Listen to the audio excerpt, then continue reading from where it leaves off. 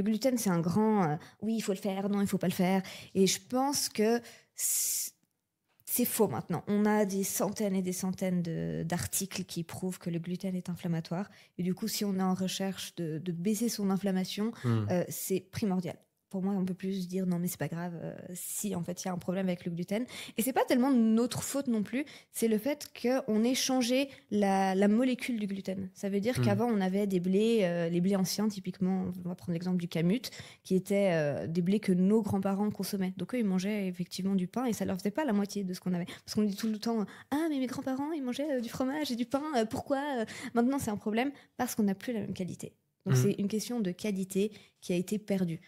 Ils mangeaient du pain qui avait un blé du coup qui n'avait pas été modifié. On a modifié le blé pour qu'il soit plus court, pour qu'il résiste aux intempéries et qu'on perde moins. Mmh. On a arrêté de mettre du levain dans le pain. Le levain, il cassait une grande partie de des molécules de gluten. Donc, si tu veux manger du pain, mange du pain au levain.